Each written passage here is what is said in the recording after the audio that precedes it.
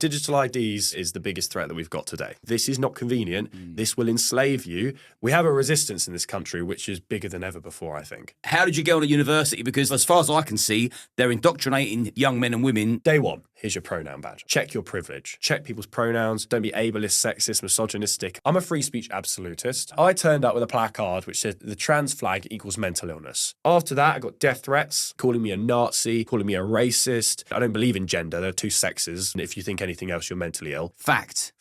As a young Christian man, what's your opinion on Islam? My country is being invaded. My country is being enslaved. If you go to Speaker's Corner now, you've just got people shouting Allahu Akbar, burning the Bible. You have a responsibility to fight for your country, to fight for your generation, to fight for truth. Am I prepared to go to prison? Absolutely. Never surrender, never kneel. Are you prepared to take a bullet to the head for your beliefs?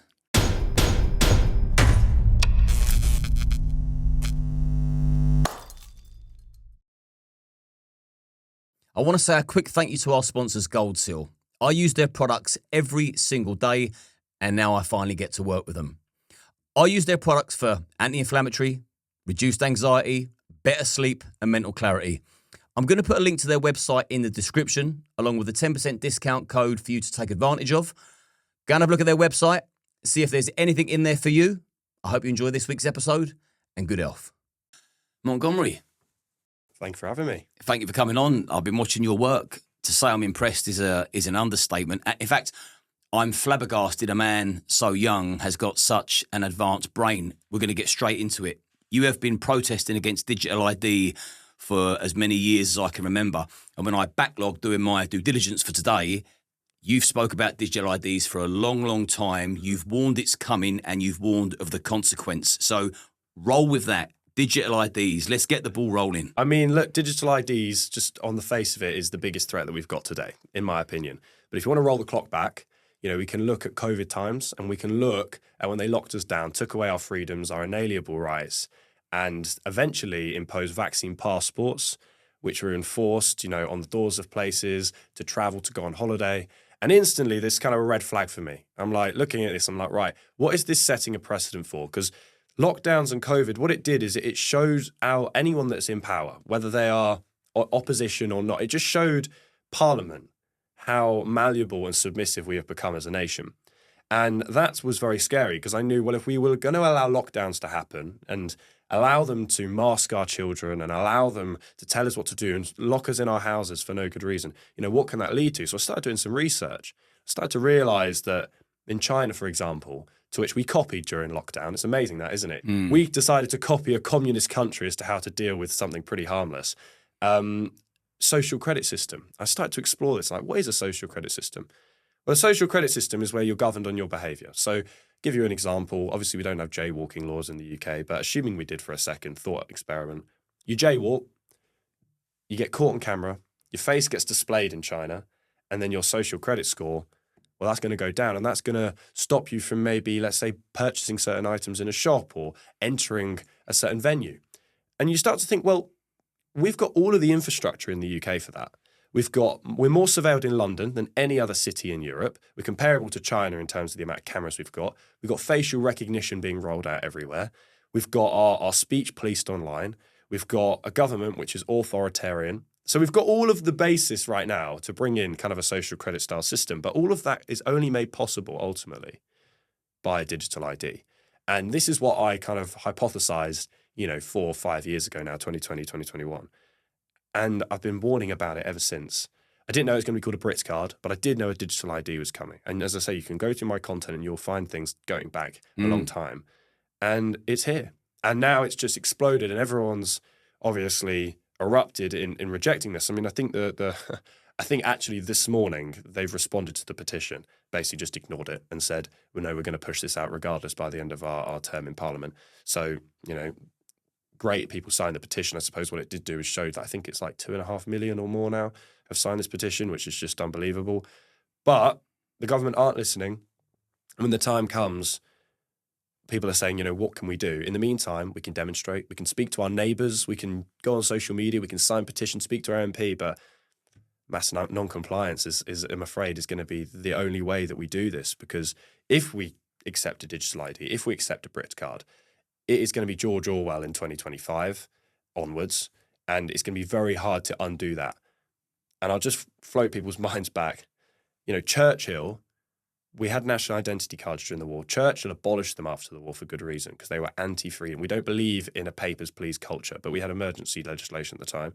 Tony Blair, the man who I would say is in charge of government at this point in time, he tried to bring them in 2010, sort of succeeded, but by 2011, they were abolished. So we have a history and a culture of stopping this and blocking it. But if this time it goes through, that's it. And as I said, I've been warning against this for a long time. Finally, it's here. I say finally. It's not a good thing. But as I mentioned just before we started here, like, in a sense, it's kind of a relief, because I'm like, look, I told you this was coming. What's been great is during lockdown, I was very frustrated by the lack of kind of like pushback there.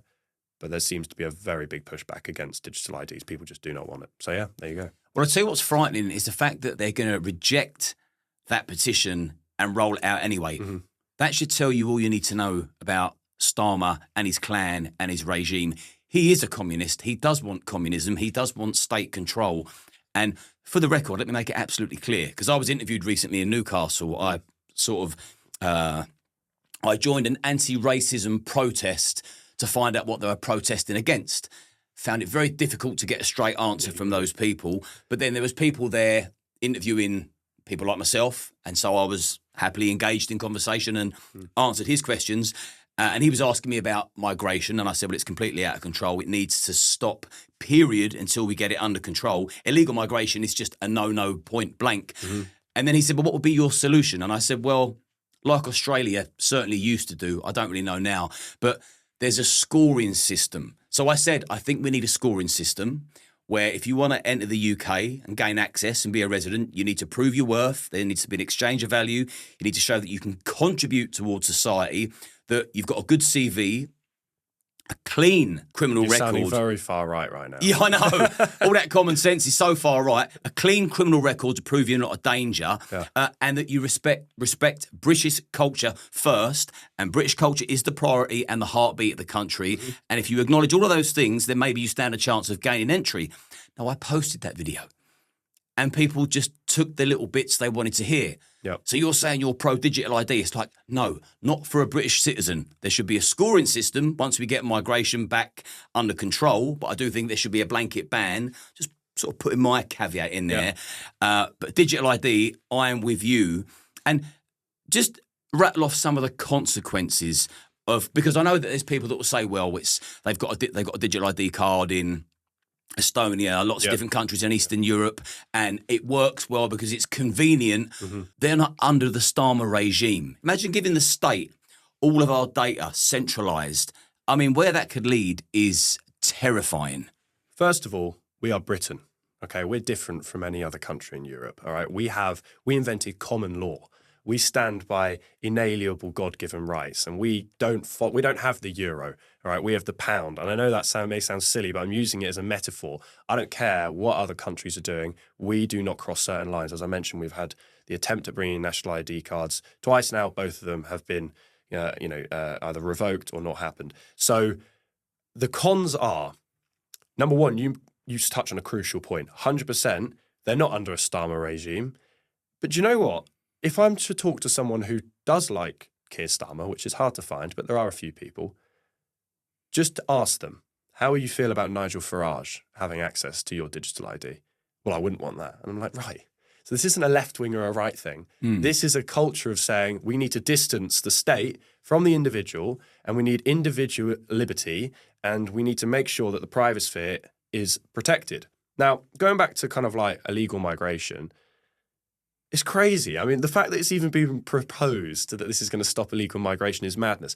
What's the whole point of an illegal migrant? We don't know who they are. So how are we going to... We already know they're undocumented. We don't know their proper name. We don't have their passport. So it's like, all you're going to do is give everybody a digital ID who we already know who they are anyway, and then you're not going to be able to give a digital ID to the ones that we already know we can't give a digital ID to. So that doesn't even make sense. The consequences to the British public... The convenience there is to you, which could be what? Oh, great. You can now put your club cards on the same app as you can go to a cinema, and it all can be on one place, and you can track everything, and maybe your carbon footprint can be on there too, and you get lots of perks. Who knows? But it's like the convenience that you have there is equal to the convenience that any future government has to control you. And they will have full access to your information, where you go, what you do. And as I say, it can lead to a social credit system. We're seeing with net zero, right? And climate lockdowns, or like potentially on the horizon, or not climate lockdowns, but, you know, climate control, I was meant to say, and kind of like 15-minute cities. Digital IDs enables all of that to be enforced. So carbon credits, where we're already seeing, if you open up Trainline, for example, it will tell you how much carbon your trip uses. Or if you do file transfers now, it will tell you how much carbon, it's tracking the amount of carbon. So we've got the infrastructure, but the infrastructure is useless unless they have a digital ID. And it can all be used to control and guide our lives and incentivize us as well. It's less about saying what they'll take away from us, but more about saying what they can give to us. So, you know, imagine you get an extra holiday a year if your carbon footprint is of a lower level and you drive an electric car. And then suddenly, you know, we're being tracked through electric cars as well. I mean, the EU have a massive push to mandate black boxes in all cars, you know, I think built from 2030, but don't quote me on that. And that again will allow them to track and monitor us. There's this constant need in our government, all the other governments in Europe, to track, monitor, surveil, and they're so fascinated and obsessed with like combining the state with the individual and not having that separation. And all of this started in 2020 when they locked us down. They said, you can't leave your home. You have to wear a mask, which there's no evidence that masks work at all. It's just preposterous. Then we're going to put them on your children. We're going to take your children out of education, so we're not going to educate them properly. We're going to crash the economy. We're going to censor people. That was the origins of the real attack on free speech. A lot of people talk on the attack of free speech now, and of course we do.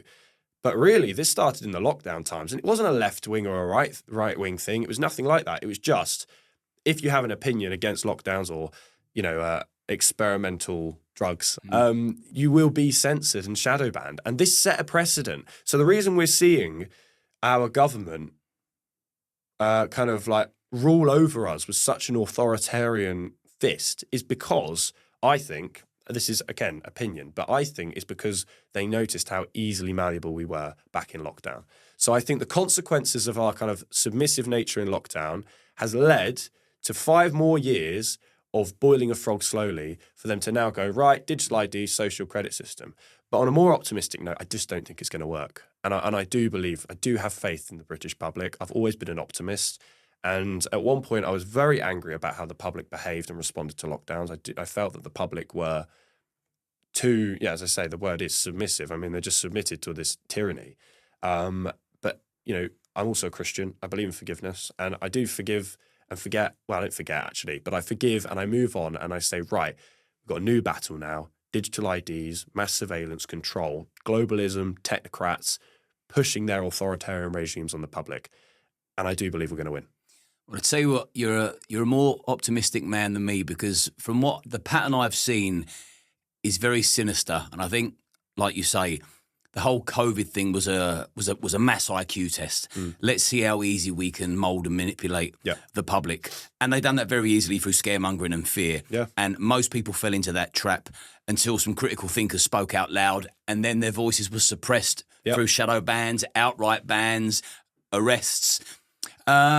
You got people that are saying, playing devil's advocate, well, we've already got national insurance numbers, we've got our passports, driver's license, you're tracked on your phone, your GPS system. So they think, well, surely it's just convenient to get it all under one roof. And for me, it's convenient for the state, not for the individual, because I think that it will be a complete package for the state. Everything you purchase, everywhere you go, every mistake you make, like you say, you get scored on your behaviour, and then you get rewarded if you're a good boy. There you go. You can go to Spain one more time this year. You know, you normally go on holiday 3 times a year. Eating too much meat. You put out an anti-Keir Starmer tweet, and you go on board a plane, and they say, sorry, you've criticised the Prime Minister 3 times in the last month. You can't board this plane. Now, if people think that sounds far-fetched, cast your memory back to when you were bashing your pots and pans on a Thursday night at 6 p.m. to reward the NHS. Standing 2 metres, but then 1.5 metres, but then saying you have to wear a mask. But do you remember when you could sit down in a restaurant, but when you stood up, you had to wear a mask. Just think back to how mad this all was. I mean, I've never worn a mask. I've never taken a test, and I've never taken an experimental jab. So all of those things, I've just did. And I challenge you or anyone watching this to find one person who regrets not taking it. I don't criticize or judge people who did. And I don't think this kind of puritanical approach is helpful, Christian, or forgiving in any sense. But still, there was, people were psyoped and manipulated. You have to remember, the government's advisors, the SAGE committee, which advised, the government on all of the approaches to lockdown, 80% of them were social scientists put there for one reason only, and that was it was called nudge theory, and it was to use fear to manipulate the population in order to submit to COVID protocols. I mean, you may even remember the posters that were like, look into his eyes and tell him you stood 2 meters apart or something ridiculous like that. There was a psyop, there was a psychological operation here to absolutely manipulate us into, through fear to submit to tyranny. And it set that precedent, and we are now living out what is people have forgotten about, but it was locked down 5 years ago. Do you remember the lengths people like Piers Morgan went to shame you into getting the jab, to humiliate you if you didn't get the jab, to manipulate you into getting the jab? I mean, he was relentless on that pursuit to get us all jabbed. Do you know what? I'm going to link this back to the question you just asked me, which, apologies, I went on a bit of a tangent, but where you said, what would you say to people who say it's, it's convenient? And it's like, well, first of all, who says that owning a passport and a driving license as it is, it's inconvenient? I don't think I've ever heard someone say it's inconvenient to own a piece of paper or plastic to identify who you are. And I'll say it again, it's like the convenience that you're gaining, which to be honest isn't that much, but the convenience you're claiming you're going to gain is going to be equal to the convenience they have to access all of your information. So it's cost benefit, right? It's like, how much convenience are you going to get here? Ultimately, you're going to have everything centralized. How much convenience is the government going to get? Actually, I'm going to change what I said. It's not equal to the convenience you get, actually. I'm going to actually make it worse. It's way more convenient for them than it is for you. And we saw this during lockdowns with kind of the mandates and the experimental rollout of a certain drug, which again, YouTube doesn't like me necessarily using the word, but people know what I'm talking about, where they basically turn around and said, it's safe and effective. You're going to need to take it to go on holiday. And we want to introduce vaccine passports, on the doors of places. And we want to introduce kind of like a checkpoint culture and a papers, please culture.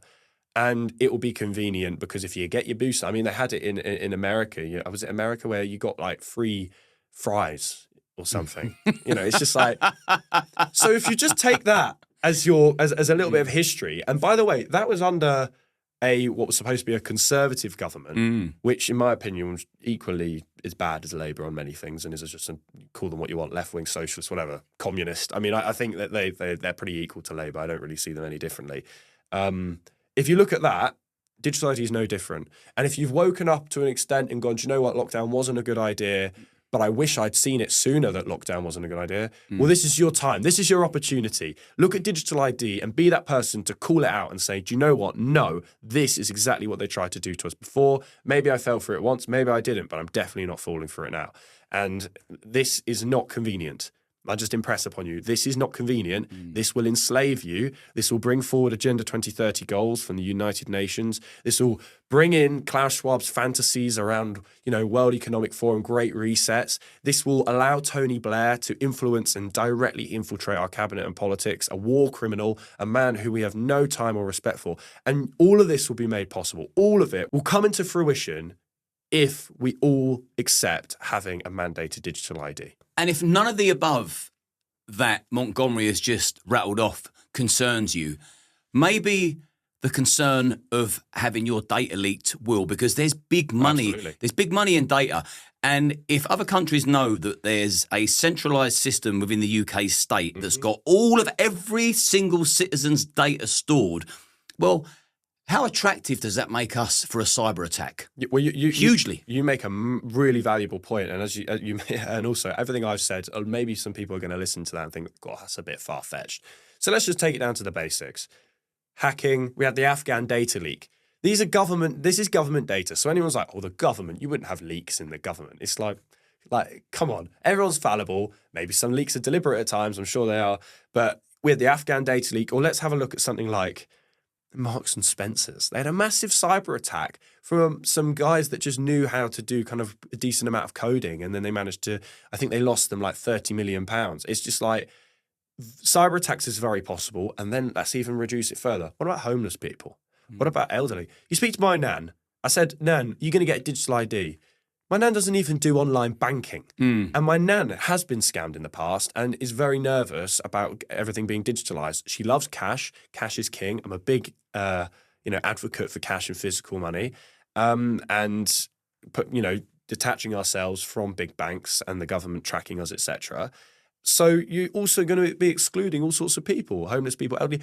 Who the hell, as a child, when my dad, obviously it's changed now, but when my dad gave me £2 when I was about 5 years old, that meant the world to me because it meant I could go and buy myself, a Lego figure from W.H. Smith's. We're going to do now, transfer a credit score over. I mean, and take away these small little intricate identities like the pound coins and all these lovely things, which do you really want to lose those anyway? And for what benefit? Literally, virtually none. So you've got the big picture, of which I kind of delve straight into around maybe larger agendas, and some may consider conspiracy theories, but I don't think it is, social credit systems. Then you've got the hacking and the data leaks and how vulnerable your data is and the fact that we've already got evidence of this happening. And then you've also got kind of the smaller, even smaller things, which is just having physical money and, just wanting to look after the homeless and give money to buskers. I mean, you go to London and buskers will have 3 card readers there and it's just mad. So I just feel like that's also being lost. So I can't see one benefit. The only benefit they name is, it's like, oh, we'll crack down on illegal workers. I'm like, well, it's like when you're driving along a motorway and there's a road sign that says, do not speed.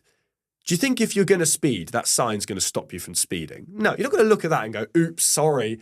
Maybe there's a small percentage that will. Same with digital ID. You really think that the individuals who currently are working illegally are going to care about having a digital ID and are going to play in that system? No. So it's not going to do anything there. It's just going to track us, survey us, monitor us, and then, even if you don't believe this is fact, at least run the risk of bringing in social credit systems, top-down control, and, essentially mass authoritarianism combined with globalism, combined with communism. It's a weird world we're living in. We are in unprecedented times. This is like a massive evolution in a whole new direction of politics, and no one necessarily is, no, actually not necessarily, nobody has gone through what we're going through now.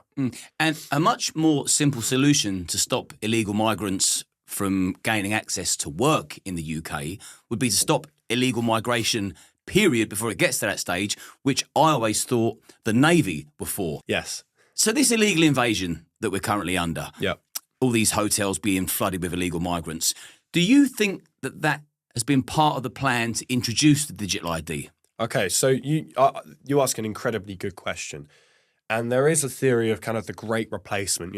Is it plausible to say that there has been an orchestrated attempt to introduce mass illegal migration, not just to bring in digital IDs, but to crack open our culture, fragment us, divide and rule? This is primitive, old school technique. The Romans, came up with divide and rule, I believe. It's like, it's the best way to control a population. So I do feel that there is, I've never said this publicly, but I do feel it is plausible to believe that our government and previous governments and people above the government, maybe in the World Economic Forum, United Nations, have allowed mass migration to take place in order to create a problem and then present a solution that I am, and lots of other, apparently 3 million people at least, don't want, which is a digital ID. And obviously you've been to Epping. Now, every time you've gone to Epping, I've not been there. And every time I've gone to Epping, you've not been there. So we've never crossed paths.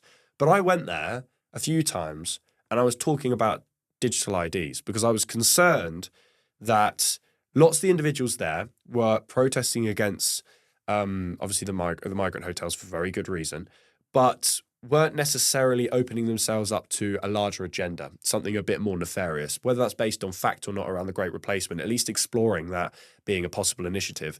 And I went there and I'll be honest, I went there not optimistic. I thought people would be like, yeah, well, if it gets rid of illegal migration, then great, let's bring in a Brits card. And again, here's the optimism. I was wrong.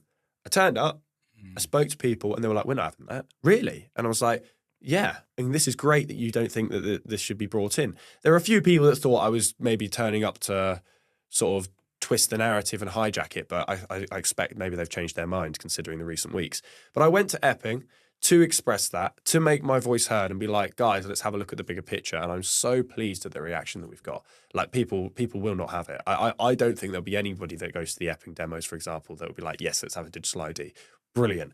We have a resistance in this country which is bigger than ever before, I think. And when again, with enough people power, with enough grassroots action, with enough contacting MPs, whether they listen to you or not, I don't believe they do, sign petitions, just do anything. But we have a resistance, a massive one. And I don't think digital IDs will come in. I don't think it'll happen. So what would you consider yourself, an activist or an independent journalist or something else? Good question. I've had to think about this a lot myself. Activist makes me sound like Just Stop Oil. I feel like they've ruined the word activist. I always go with campaigner, but I suppose I'm an activist, right? But I'm not a journalist. I dabble in that. You know, I go and I speak to people in the street. I like do a lot of kind of street journalism, if you like, but I'm not strictly a journalist. But I would say that I'm a political campaigner. I've spent a long time sticking to my guns and not swaying with any narratives which are going to get me cheap clicks and just make me look like a political commentator. You know, I've stuck with digital IDs for a long time.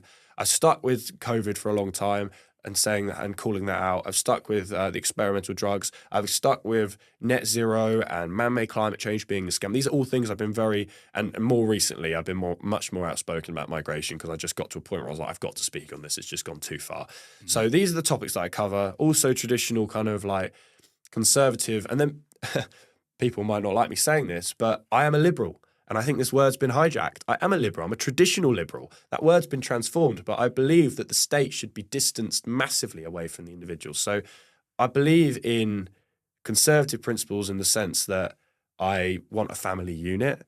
I believe that men and women have their own roles within the family. I believe in masculine and female dynamics. That's something that's very important to me. So there's a real array of different things I cover. But ultimately what it comes down to is traditional liberal principles, believing that the state should be distanced from the public, and then socially conservative principles, looking at the family unit, the importance of Christianity, pushing back against things like, abortion and things like that as well. So it's a real bit of a soup, but ultimately I'm someone that wants freedom.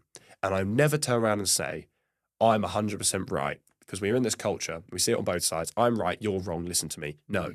Let's have a conversation. Just like you did, I admire what you did, going to an anti-racism, demonstration and saying, well, let's have a conversation then. But they don't want to have a conversation. Mm-hmm. And I think the way we fix this is by having conversations like we're having now, having debates, having open dialects and thrashing ideas out and having the forgiveness to realize where you've made a mistake, having the humility to change your mind. And if we did that, lots of the things that we've seen over the past few years, like lockdowns, like all the climate change nonsense, it would all come out in the wash anyway, because with proper, open, honest discussion and no shadow banning and having free speech everywhere, and I'm a free speech absolutist, we wouldn't be dealing with any of these problems anyway, because the right experts would come forward and just have a conversation, be like, well, that's obviously nonsense. So yeah, sorry, I was a bit long-winded to basically say I'm a freedom campaigner and I want to get back to our roots of what it is to be British as well and have those traditional values. I picked up on the word debate. And I thought I'm going to go back to that because at this stage, if people don't know, I'm going to let them know. You're 20 years of age. Yeah. And you've got a very advanced brain and you've got a great 30,000-foot view and perspective of what's going on in the country and the world, and nothing but admiration from me. Appreciate that. And I know that you've been to university, which I believe are indoctrination camps. Only for 3 weeks. Ah, okay. Well, this would be a short answer, but how did you go to university? Because for as far as I can see, they're indoctrinating young men and women to become socialists, and you're the polar opposite. So how did that work for you? Oh, it was great fun. Yeah, no, I loved it. No, so basically I went to... I went to all the COVID shenanigans at school and a little bit, and then I went to college and I studied photography, and I had a little bit of the COVID stuff there, a little bit of all this pronoun nonsense, which I had to push back on. We had like lessons on conspiracy theories, and it's like they'd line up all the conspiracy theories. They'd be like, the Earth's flat, the royal family are lizards, and then lockdowns are a bad idea, and then they'd be like trying to treat them as if they're all equal theories in terms of their rationale, and I'm making me to be a moron, and I'd have to kind of push back against that. And had a bit of that at college, but it wasn't as bad. When I left college, I had to make a decision. I was like, am I going to continue this fight that I've been doing since I was 14 when lockdown hit? Am I going to keep pushing back against all of this, or am I going to go and do this thing called live and be young, go to uni, get an education? Let's just do that. So I got into a good uni. I worked very hard to get in. It's London College of Communications, used to be London College of Printing in Elephant Castle. If you want to do photography, if you want to do kind of like creative arts, that is like the Oxford of arts-based unis. It's great. So it was great that I got in. Day one, I walk in. It's like, okay, here's your pronoun badge. I was like, well, I don't want a pronoun badge. Now, bear in mind, because it was like COVID-y days before that, I wasn't able to view the uni. So I didn't have any like proper insight into it either. Right. So I turn around and I'm like, I don't want a pronoun badge. And then she says to me, so funny, I'll never forget this, when she says, well, we do have he, him pronoun badges.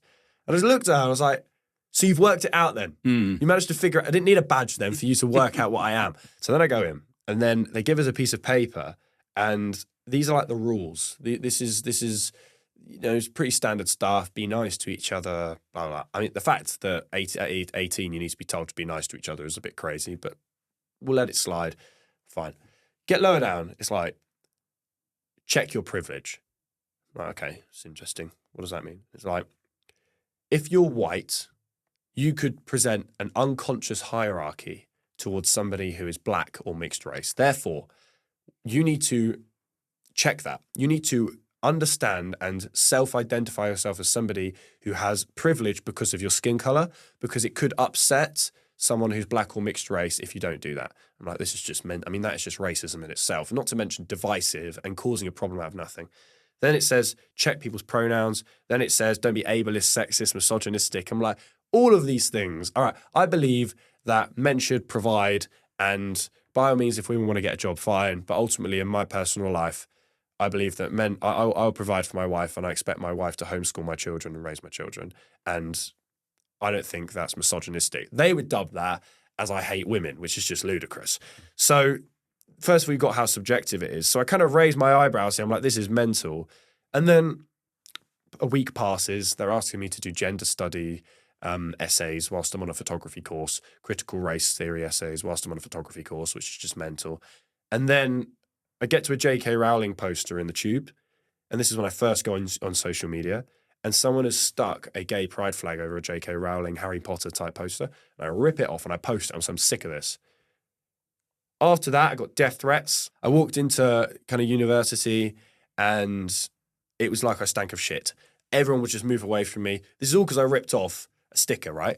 And then after that, I go back to where I live, which is like the halls of residence. And I've got people literally waiting outside of my student accommodation, waiting for me to leave so they can basically ambush me and get into fights with me, calling me a Nazi, calling me a racist. Basically, all because I took off a gay pride sticker, don't believe that there are multiple gender. I don't believe in gender. There are two sexes. And then if you think anything else, you're mentally ill. Fact. And I get death threats. I get forced out of uni. I didn't get kicked out. I went to my lecturers and I said, do you know what? I don't think I'm getting on very well here. And they were like, oh, no worries. I'm like, hang on, what? The conversation lasted about 5 minutes of me basically saying, I think I'm going to leave. They did not care. So I just left. And then after that, I still had to stay at my halls of residence for another 2 months because I'd paid up for 3 months, which was the first term of uni. And they're all, I'll give you a bit of a cliche, all vegan, all wear pronoun badges, all of them, like I put steak in the fridge and I'm getting messages in from the group chat from our communal kitchen, people that are using the communal kitchen, like, whose steak is in the fridge? I'm a vegan. And this is just mental what I'm dealing with. And then like, because I said I don't believe lockdown was a good idea, they managed to jump to the conclusion that I'm a far-right Nazi. I mean, this is just mental. You get this mentality within education, you know, like this kind of follow the herd kind of stuff. But this is to the extreme. And then I was just getting into fights. And then eventually I left. And then I sofa surfed. I then got a job as a chef, working 70, 80 hours a week, just back to back, saving money. Yes, my parents said, come home. But I said, I'm not doing it. I chose this path. I opted to stand on my principles, and I will. And I just kept working, started to do a bit of social media stuff. That started to evolve. And then I managed to get a flat. Then I lost the flat. And then I went back into the same situation again, and managed to start my own business and also do my own social media stuff. And now I'm here. So it's been quite a journey kind of post-uni, because it really started there where I entered adulthood and I just decided I'm not having it. I'm going to fight back. I made a decision to opt for a normal life. I say God didn't give me that option. He said, no, you've got a job to do here. You have a responsibility to fight for your country, to fight for your generation, to fight for truth. And that's what you've got to do. So I went ahead and did it, and that's why I am here. It's very, very frightening to think that our future generations are being mollycoddled, force-fed nonsense, and being sort of programmed into becoming extremely weak, fragile, and unforgiving. Because if we ever get into a conflict situation, which we probably will the way we're going, we've got to rely on this lot to fight for our country. I wouldn't rely on them. And our freedoms. Well, I don't rely on them. And that university lost a great guy when they lost you, because you could have influenced a few other people to say, this really is stinking thinking. Like, get your head out your arse, stop listening to that wanker with no life experience, and just look around you. Look what we're being taught. Look where it will lead. Look at China. Look at this country. Look at that situation. Look at Iran in 1979. Yep. Is this what we want our future to be? Like, let's all get some testosterone in us. You've just used a word which I was about to use. Testosterone, masculinity. We need strong men. Without strong men, there's no threat of a revolution. I'm not advocating for a revolution, but there should always be a threat of one, in the sense that the government should always know that if they push things too far, there are millions and millions of fighting age English males, may I add, or British males, that are willing to fight back against authoritarianism. We have it in our water, estrogen, all sorts of hormones that get put into our tap water. We have it in our food. Again, lots of estrogen. Not to mention the social conditioning at school. Men taught that it's okay to be, to have feelings, and it's like, well, yeah, it's okay to have feelings, but when it comes down to it, you've got a job to do, mate. And if I'd ruled my life through feelings, right now I would be at university wearing a pronoun badge, and I would have gone, no, I'm just going to keep my head down. No, we're not doing it. And the problem we have now is men just want to do that. They want to sit on their Xbox. They want to laze around. They're very happy in a 9-to-5 sort of drone job. They've got no aspiration. And half of this I blame them, and half of this I also blame the conditioning of from the education system, as you said, indoctrination system. Like, it is there to indoctrinate young people, regardless of what anyone's. I mean, I have watched men just be turned into complete useless simps from the education through the education system, and it takes an awful lot to fight back. And I do impress upon people that get frustrated with my generation. People say to me, it's like, do young people agree with you? Yeah. Speak to most young people, they think what I say is, especially young men, I'd say they would agree with me. That's not the hard bit. The hard bit is getting them to act on that. That's the difficult bit. And if you do act on it, well, what's going to happen is you're going to be isolated from everyone. You're going to go homeless at times. You're going to have to work 70, 80 hours a week. You're going to have mass isolation, potentially from your friends and family. You're going to go through all of these things just as a result of opting for basic truths and for freedom. So I do get that the consequences to putting your head above the parapet are massive, but there's something within me which just could not allow myself to toe the line. I just can't do it. It's not in my mindset. Yeah, good. And I can tell you now, as a man a couple of decades older, that you would never, ever want to look back and think I was guilty of sucking the dick of political correctness, doing absolutely nothing, and essentially putting the country and your own family in grave danger. You'll look back with great pride. And a lot of people that you went to university with that didn't have the courage that you have, they'll look up to you in years to come and think, I wish I followed that man. You say something that's quite important, actually. I mean, I've kind of had that already, not from uni students. A lot of them still hate me. When I was at school and I pushed back, I never wore a mask and I never did any things. And I didn't just not wear a mask. I put my hand up and said, this is why I'm not wearing a mask, and I'm going to tell you, and you should listen to what I'm saying because I have a point here. And through that, I got so much hate. And I think I've had at this point, can't say for sure, maybe a dozen maybe 15 messages from people saying, you were right, I'm sorry. And that level of humility to get from my generation is pretty unbelievable. So there is hope, as I say, and I do have optimism. Where are we without hope and optimism? I mean, we have to have it. Yeah, we've got to have it.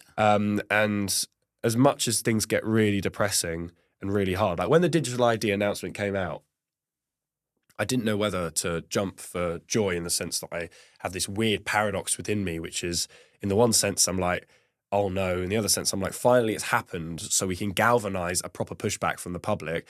But another part of me, wanted to just crawl up into a ball and just like be like, do you know what? Don't get me wrong. Every day I'm like, should I just like pack up, go and get a place out of London? I don't have to live in London. I live there, so I have access to the city, and I'm there whenever when duty calls. And I could go and get cheap rent somewhere. I could get a job which I still enjoy. I could go and pursue photography again, and I could go and get an easy life and just move on and not have to deal with the amount that I deal with in a week. I mean, I'm working 100-hour weeks at this point. Every single day, I am planning. I am building a structure to try and building my own thing in some respect. Whatever I can do, I just can't sleep at night knowing that I'm not doing enough, and I get restless. I can't relax because I'm kind of like, my country is being invaded. My country is being enslaved. The public aren't awake. Why am I not doing my bit? Do I feel that when I go out and go on the tubes and I speak to people that I'm suddenly going to wake up an entire tube carriage and like win everyone over? No, but at least I can go to bed at night knowing that when my child looks at me and my country is in despair, which, God, I hope it's not, but I can look at my son and go, I did try. See, that definitely is activism. So there's two things I want to ask, because all the things you said are being emboldened by what I would say Western media. Yeah. And so I was curious as to your perception on what the role of Western media is now that you're an independent journalist stroke activist. Okay, it's interesting. I'm going to bring something up which is very recent. Ofcom, I've heard, and I'd like, if anyone wants to check this, because this is just something that I've heard from somebody who I trust, so it's not like I've done loads of research on this, but Ofcom are looking to regulate streamers on YouTube, because obviously with streaming, you can't edit it. So it's unfiltered, and they're saying, well, this isn't right because we've got no way of policing this. Now, I'm a free speech absolutist. Some people say there's a line. So recently with, death to the IDF, that being chanted, I actually think he has the right to say that, because I think that we are living in a culture where even people on our side are willing to censor people that they don't like. And we've got this free speech for me and not for thee. No. I'm very happy to, like you went to have a conversation with people. I think that's, going back to debate, I think that's what we need. I don't believe in censorship on any end. I don't believe Palestine Action should have been prescribed as a terrorist organisation, personally. I believe that requalifies what terrorism is. You're saying Palestine Action are comparable to like Hezbollah and like ISIS. I just don't think that's reasonable. And now you've got 60-year-olds being arrested, and 90-year-olds being arrested and blind people being arrested for holding a placard. It's just mental to me. The reason that's relevant to your question, the role the media has to play is to not... all media is biased. This idea that we don't have the BBC are not biased, we obviously know is nonsense. Of course the BBC are biased. They have a narrative. They stick to it. And again, going back to lockdowns, they wouldn't have anybody on who oppose lockdowns. There's just not going to happen. So obviously the BBC are biased. Defund the BBC and let them be biased. I don't have an issue with that. Rename it. But if the BBC wants to exist, I don't actually have a problem with that. What we need within journalism, what journalism has a responsibility to do, is host conversations from both sides. And a lot of it comes down to humility. People from Stand Up to Racism or Hope Not Hate and these organisations will not talk to you. And even if they were a journalist from that organisation, they're not going to talk to you and they're not going to converse with you. The responsibility of a journalist is to be biased, fine, but at least have conversations and engage with people you disagree with and leave it up to the viewer and the public to digest that and make their own decisions. And what we have with the BBC, for example, or ITV or Channel 4, anything mainstream, is the censorship and suffocation of debates. But they'll still host their narrative, whatever that narrative may be. And I would say debate, conversations, and engage with the opposition. Because if we don't do that, what's the point? Let me ask you about your free speech absolutism. Yep. Because when someone says they're a free speech absolutist, I always think, well, I'm a free speech advocate, but for me, there's a certain line. For example, calling for the death of all Jews, or someone like 𝐬𝐮𝐬𝐜𝐫𝐢 Chowdhury standing in the streets of London, encouraging people to slay the non-believer where you find them. Mm-hmm. See, for me, that's inciting violence and murder, and that's where my line is drawn. I think free speech, absolutely. Say what you like. Your opinion is fine.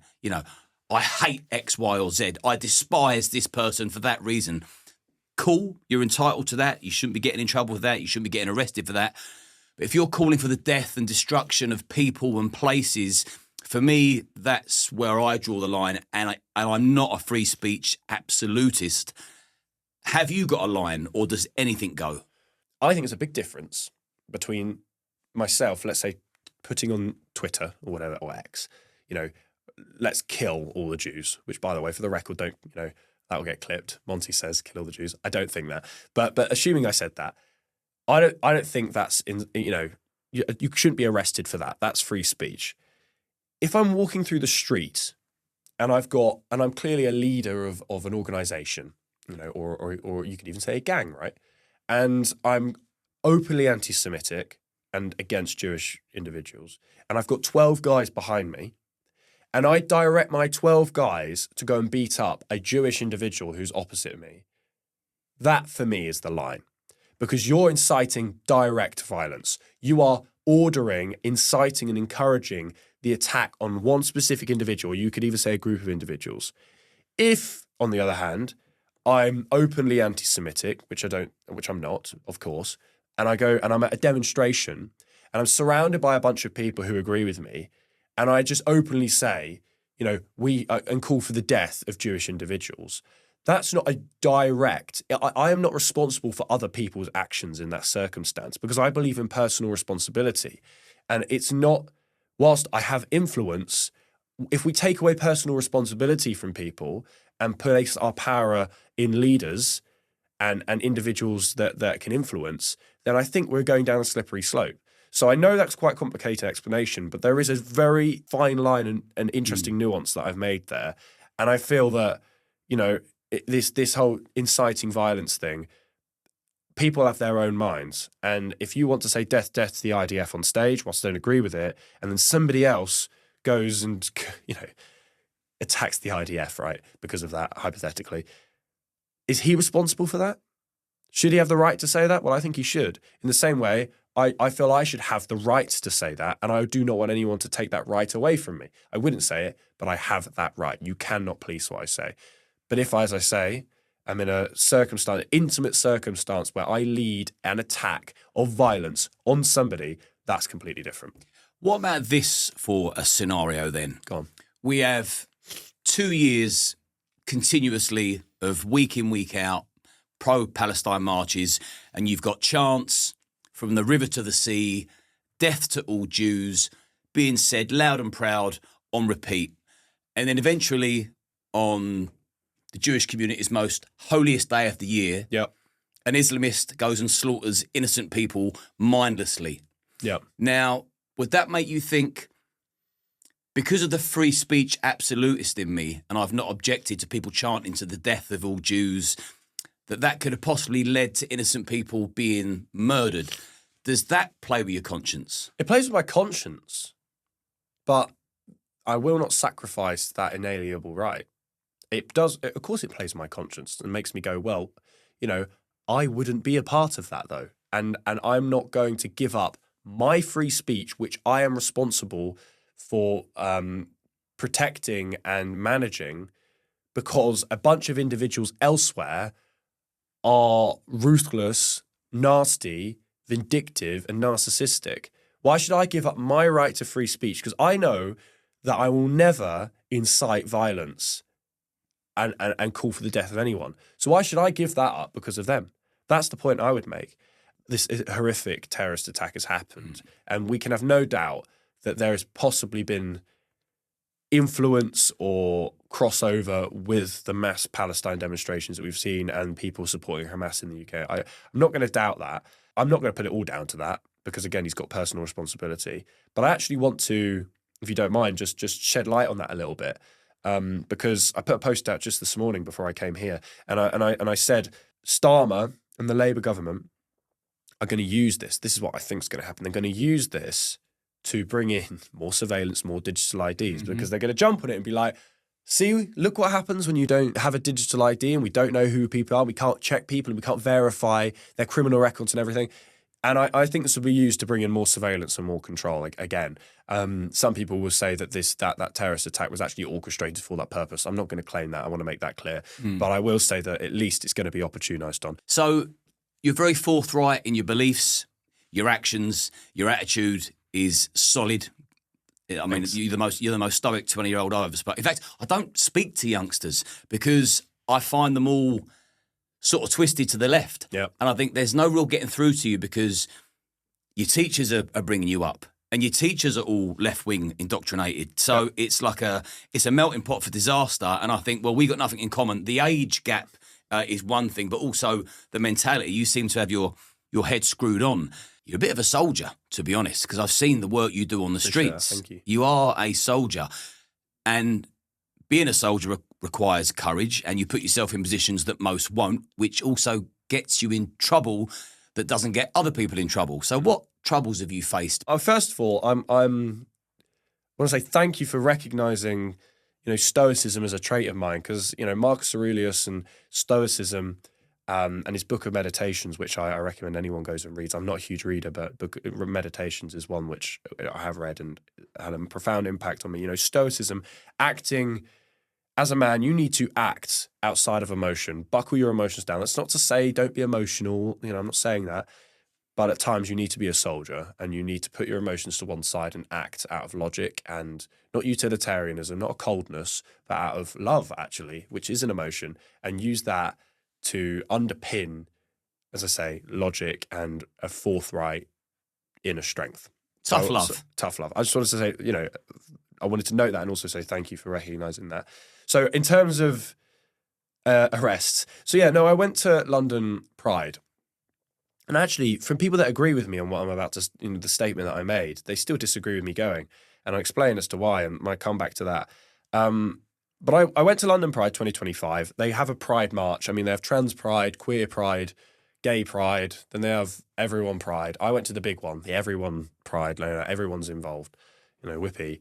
Apart from me, I'm not included, apparently. They didn't want me there. So I turned up with a placard which said that the trans flag equals mental illness. The World Health Organization in 2019, up until 2019, stated that it equals a mental disorder. But of course, with the whole woke tsunami, they quickly scrubbed that out. But if you dig deep enough, you can find it. I can even send you the link if you're curious. Like I've got, the record showing where they say that it is a mental disorder. Just Google body dysphoria. Yes, right. But people want to argue with me on that. It's just mental. So I went but the fact that people want to argue with me on that is great. And that is why I went there, to talk to people. And people say, well, your side is antagonistic. And I'm like, well, it shouldn't be antagonistic because I'm just stating a biological fact here. So I turned up. I was there for about half an hour. I had one conversation with these girls who couldn't define what a woman was. And then I had an officer come over and demand I take the placard off, to which I said no. He said, why? I'm like, well, first of all, do you think I'm the kind of guy to come to a Pride demo with this placard, do you really think I'm going to take it off? He's like, well, I thought you would. I'm like, no. I said, let's go and have a conversation. I explained to him, no, I'm not going to take it off. I appreciate you coming to speak to me, but we do have two-tier justice in this country. And I'm getting the impression that the reason you're asking me to take the placard off is not because you're concerned about me, but you're concerned about them. Why are you concerned about them? I thought this is meant to be the inclusive, loving left or whatever you want to call them. That's what they preach, but you're concerned about them?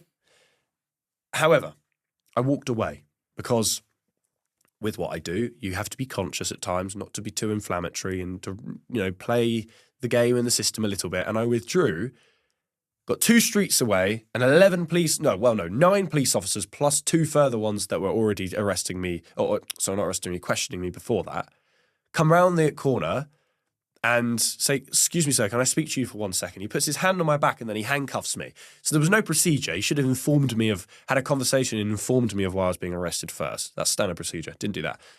arrested me, detained me for 9 hours at Charing Cross Police Station, released me on something called a pre-charge, which is to essentially say that we can't charge you at this time because we don't know because you can't charge me for something like that. You can try to, but it's ridiculous. But they were basically saying we don't have enough evidence at this time. We need to inquire further. But with a pre-charge, you can still have bail conditions. So I was told I can't enter the city of Westminster. So I'm banned from the centre of my capital city, that my forefathers defended, and I'm not allowed to be in the centre of my capital city. And they told me that I have to live and sleep at my home address. So I can't go on holiday, I can't stay at a friend's. And if I break those bail conditions, I run the risk of being detained until my hearing.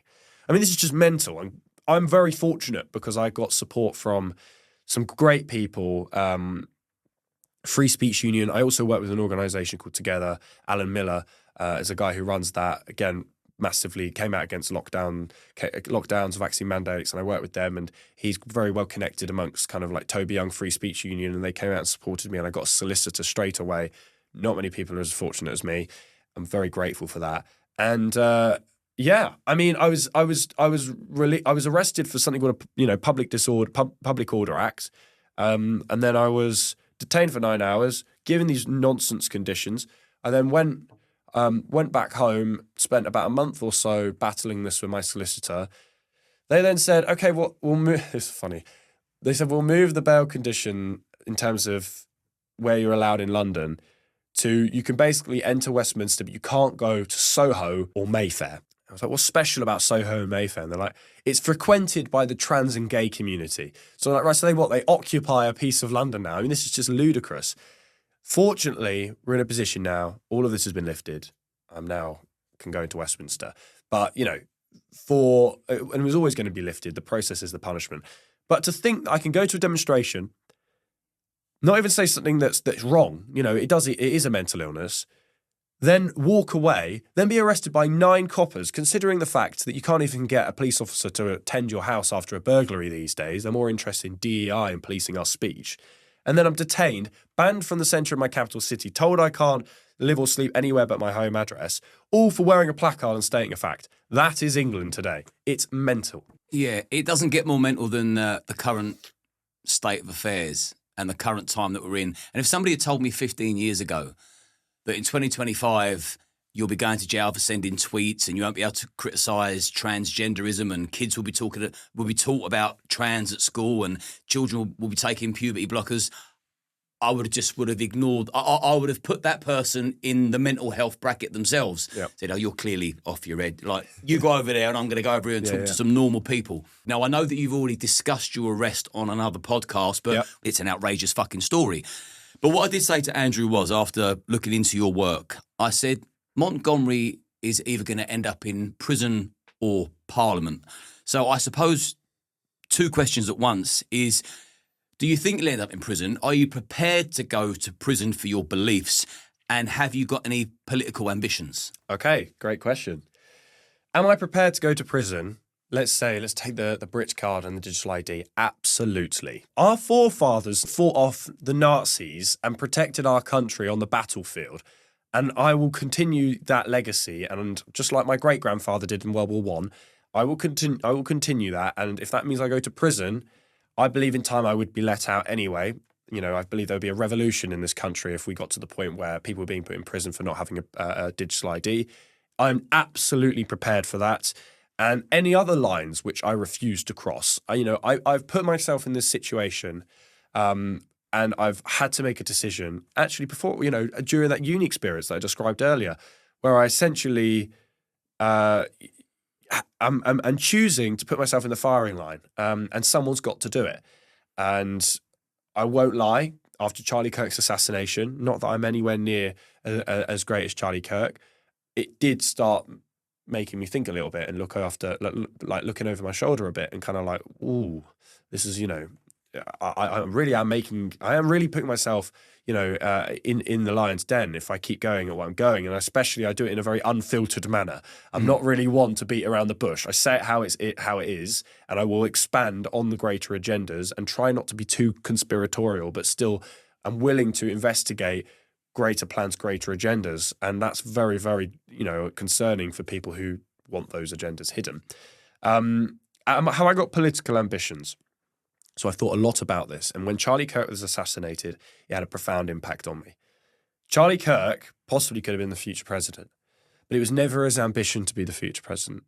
It was Charlie Kirk's ambition to love America, support young people, and engage in debate. And I feel like that's more me than it is to be an MP. As it stands, I don't think Reform would have me. Look, if Reform got in contact with me and were willing to host all of my opinions openly and give me the freedom to say all the things that I've said up to this point and more, then I would consider it. But I just don't think that's going to happen, is it? And I think that I would rather be on the outside fighting for my freedom looking in than on the inside looking out, because I actually think there's more freedom and autonomy there. And that is why I am building that. I engage with young people. I have a network of young people to support me in that, and I'm building that infrastructure, and I want to be in a position, over the next 5 years of, like I referenced earlier, fighting for traditional liberal principles, raising awareness. If that means I risk going to prison, then fine, I will fight for freedom, and I will do it on the outside, and I will make a success of it. It's absolutely my ambition to never surrender, never kneel, and be responsible for waking up as many young people as I can to what I believe to not be right-wing or left-wing, to just be reality, truth, and a conscious action and fight back for against authoritarianism and for freedom. Okay, are you prepared to take a bullet to the head for your beliefs? Mum and Dad, I'm sorry to say this, but yes, I am. There's nothing that will stop me, and I've said that openly before. I am prepared to take a bullet and put my life on the line to defend our inalienable rights and push back against authoritarianism and tyranny. I have to. If we don't, what's the point? Why I will never let my country be taken over, invaded, stripped of our freedom, stripped of our natural God-given rights. I will not let it happen. So yes, I am. You're a very, very smart man. I'll say it again for the record. I've got nothing but admiration for you.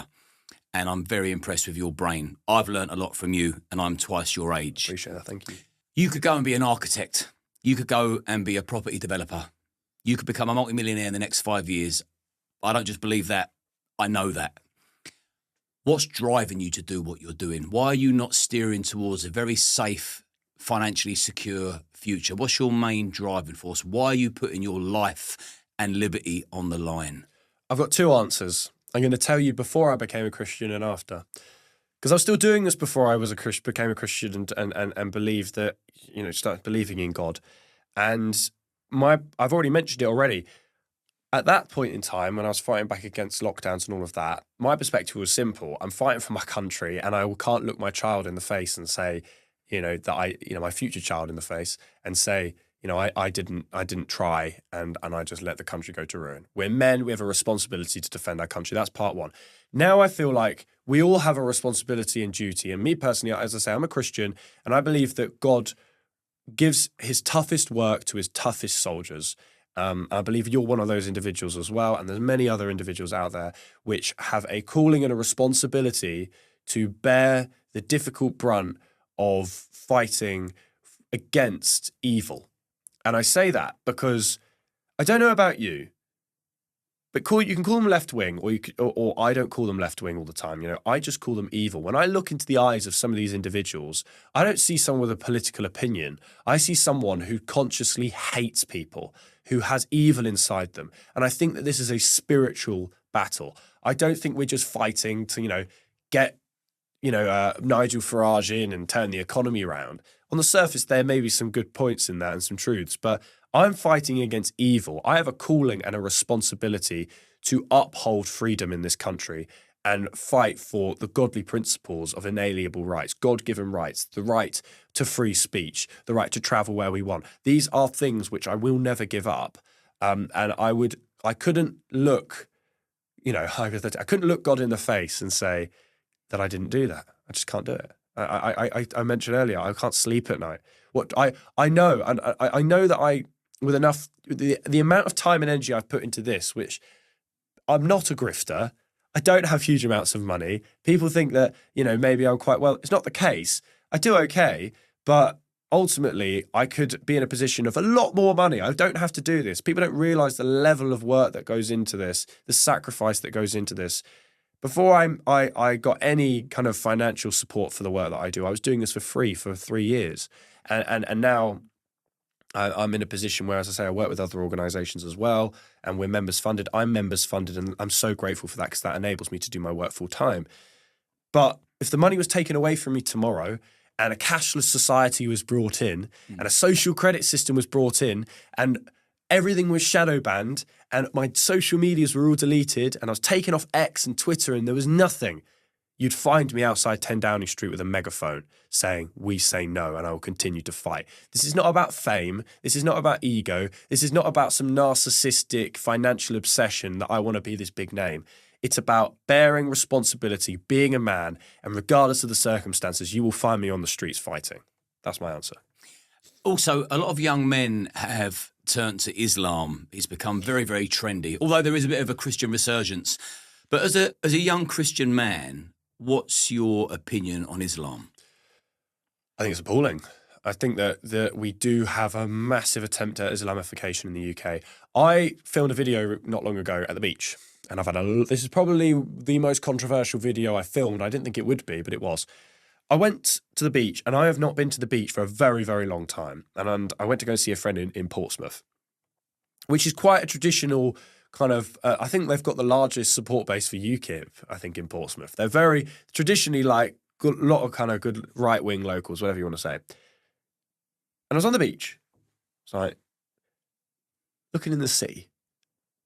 And there must have been about a dozen, if not more, women and young girls, I would say just hit puberty, in full burqas or hijabs in the sea.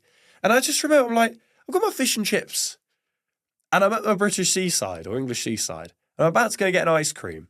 And I want to go to the pub later. And I want to go and get some pork scratchings and have a chat about, English politics.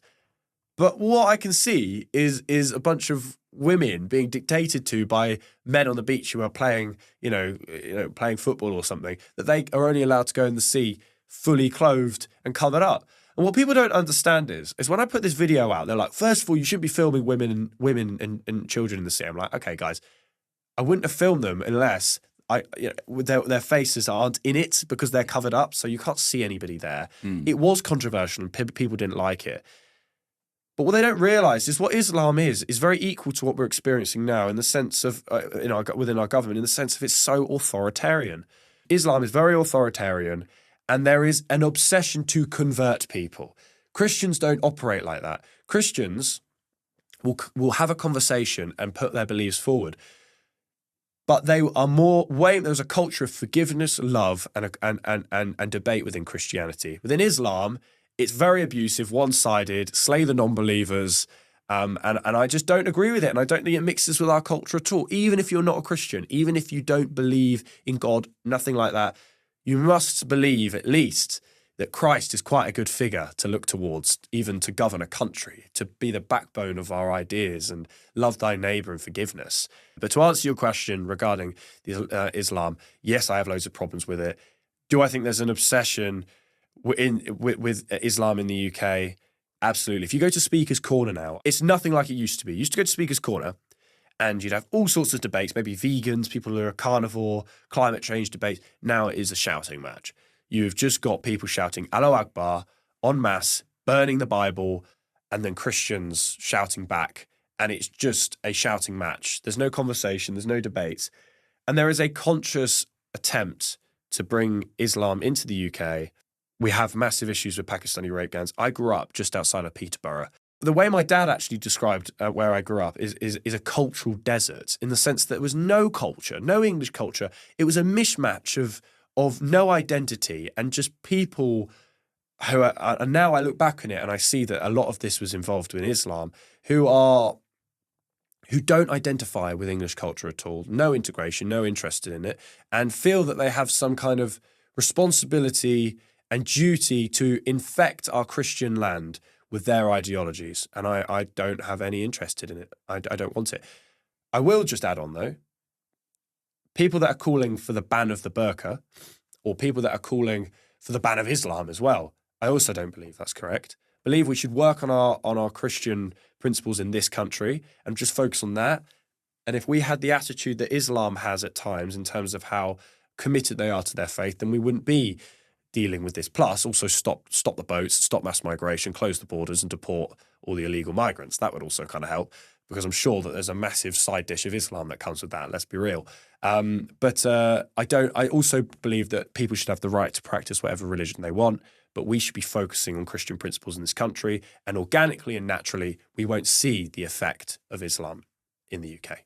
I'm looking forward to sitting down with you again in maybe a year or two's time, just to see what's changed in your mind, because the more we look, the more we learn, the more Absolutely. we learn, the more we change our opinions. And I'm always changing mine, that if I learn something new and it changes the perception of what I had in my mind, say 6, 12, 18 months previous, I can then change my opinion. And that's not flip-flopping, that's just being presented with new evidence. So I'm looking forward to that. Whilst I'm looking at the audience, I'm going to put all of Montgomery's social media links in the description, starting from his YouTube to his X and any others that he requests. So please go and give him a follow and support his work, because it takes balls of steel what he does. And he's a 20-year-old man. Most 20-year-olds are sitting at home wanking into a sock playing their PlayStation. Montgomery's out there trying to change the world, and I applaud that. And whilst I'm on the subject of talking to the audience direct, like and subscribe to this channel. It doesn't cost you a penny, and we can keep having conversations like this, because I can guarantee the BBC won't have someone like Montgomery on. But the final question for you is, who is Montgomery Toms? Wow. How do you answer that without sounding not arrogant? Without polishing your own halo? Yeah. If I was to say it in a way, it's like, what if I died tomorrow, what would I like to be remembered for? Hard work, stoicism, forgiveness, love, cockiness, an appropriate amount of arrogance at times, because you need arrogance in the kind of work that we do at times, all right? You need it. To go and do the level of kind of street work that I do, you have to have a kind of inflated self-confidence. But also knowing that I am the most principled man I think most people will meet. I refuse to bow. I refuse to compromise on certain key things, as we've discussed in this podcast. So I'd say Montgomery Toms is a man who will never quit, who will always fight for freedom, will always forgive, will always aim to protect his country, his family, his loved ones, and always, always fight for freedom.